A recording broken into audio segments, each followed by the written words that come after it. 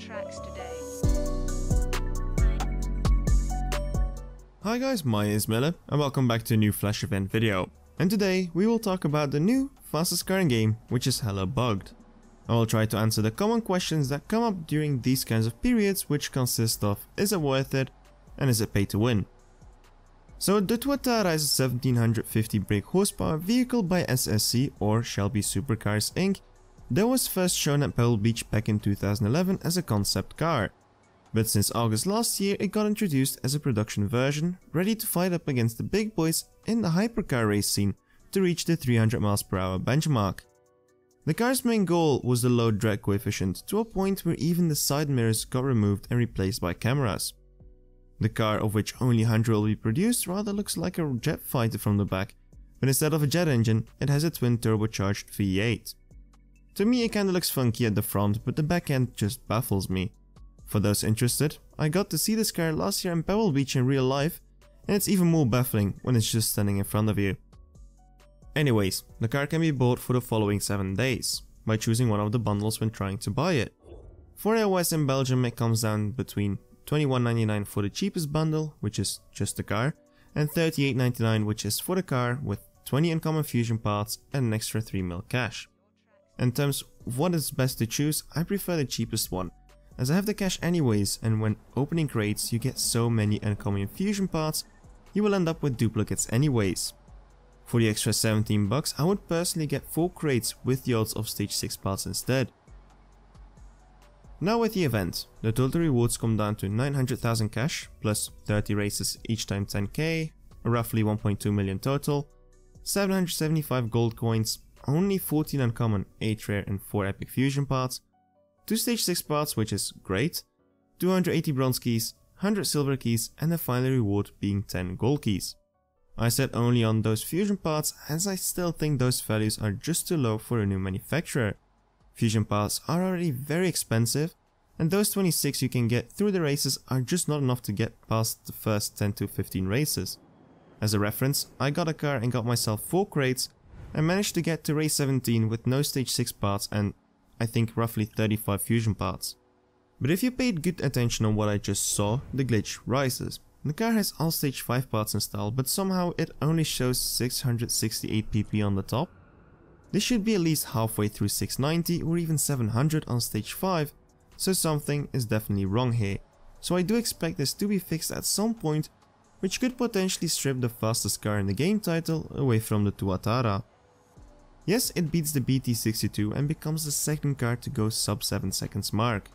Though this one is a lot easier to shift, but only with a special pattern, as once again, the regular shift pattern is completely messed up like with the BT62. What are they doing lately over there at the people who developed the shift patterns? Something is just going wrong here. First the BT62, then the SCG004CS, and then this one? Anyways, the tune and my best run with it so far, which is a 6.946.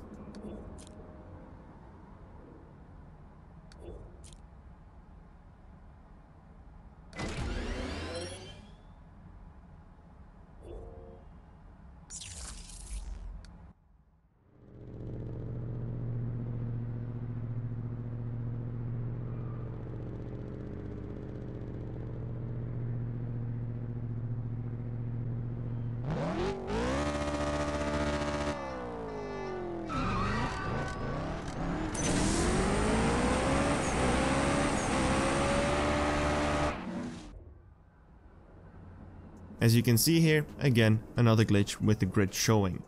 Like, come on, someone should be testing this before it is released, right? Now the difficulty level of the event. For the stage 6 part races you will need a time of an 11.503 on race 25.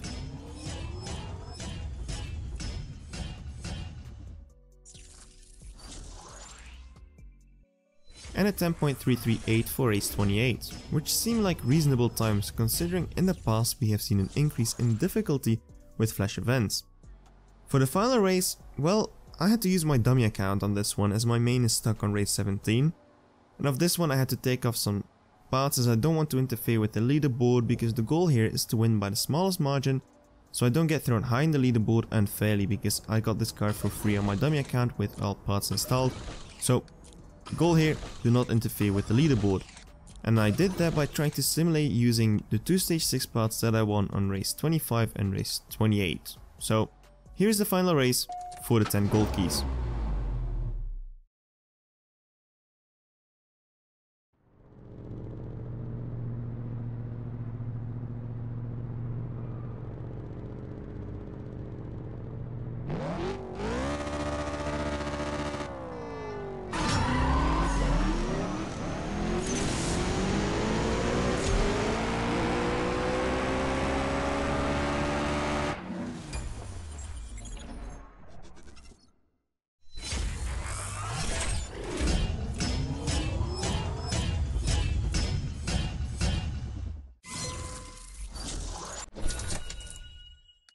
A 9.5 seems to be a very doable final time, considering in the past we have seen mid 8 seconds, which required lots of fusion parts and stage 6 parts.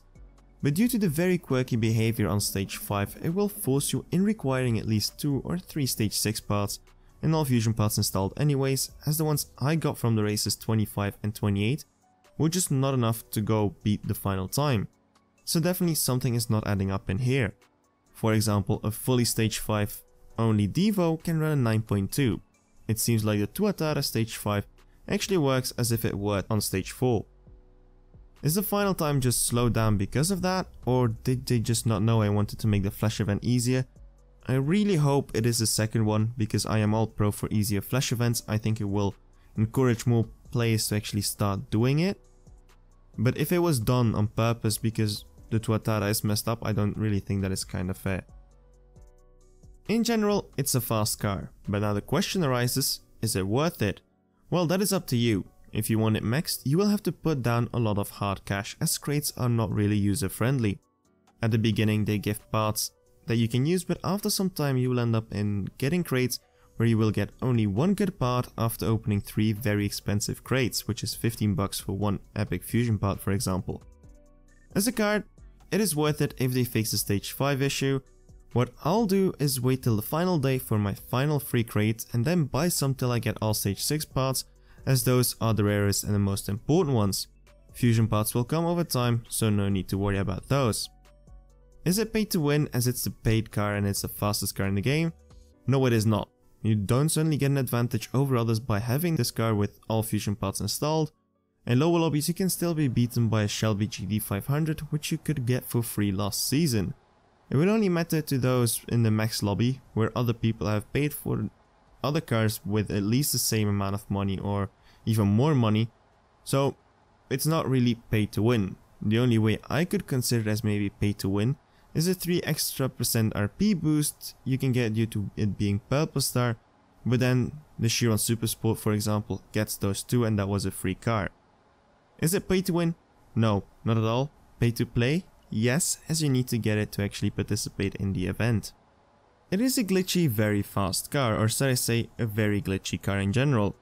But I think on my main I'll only go for stage 6 parts and then leave it. Crates are simply, for me at least, too expensive and not worth the price to reward ratio when hunting down for an epic fusion part or a stage 6 part in general. I hope that the stage 5 bug is fixed as soon as possible so people can actually enjoy and use the car online. I hope the overview wasn't too long and you still enjoyed it. If you did, don't forget to leave a like. Subscribe for more content like this. My name is not Millie but Miller. See you around and keep racing.